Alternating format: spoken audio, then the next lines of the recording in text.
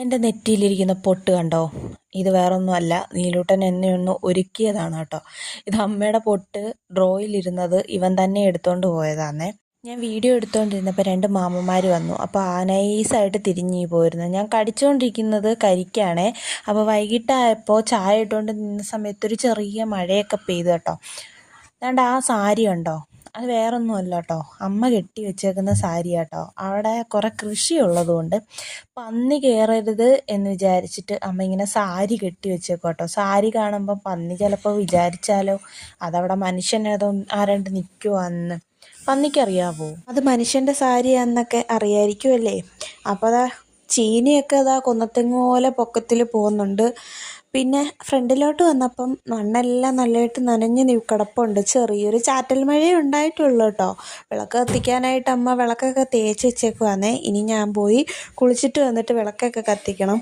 മഴ പെയ്തത് എന്തായാലും കാര്യമായി, ചെറിയൊരു തണുപ്പൊക്കെ കിട്ടുമല്ലോ. ജനൽ തുറന്നിട്ടാലേ തണുപ്പൊക്കെ കയറി വരത്തുള്ളൂ. എന്നാലും ജനൽ തുറന്നിടാൻ ഭയങ്കര പേടിയാട്ടോ.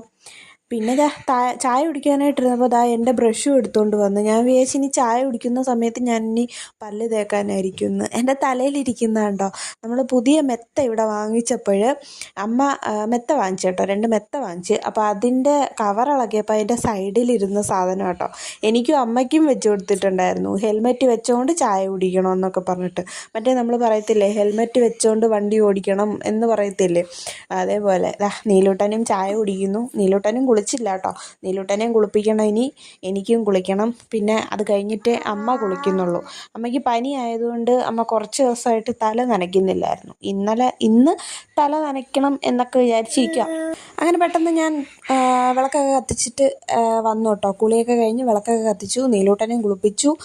അങ്ങനെ കുളിച്ചിട്ട് ഇറങ്ങിയപ്പോൾ ഭയങ്കര ഒരു ട്വിസ്റ്റ് ഉണ്ടായി കേട്ടോ. ഞാൻ ഇട്ട തുണിക്കകത്ത് മൊത്തം ഉറുമ്പായിരുന്നു. എൻ്റെ ദേഹം മൊത്തവും കടിച്ച് പറിച്ച് എന്തൊരു ചൊറിച്ചിലായിരുന്നു. ഈ വീട് മൊത്തം ഉറുമ്പായിരുന്നേ.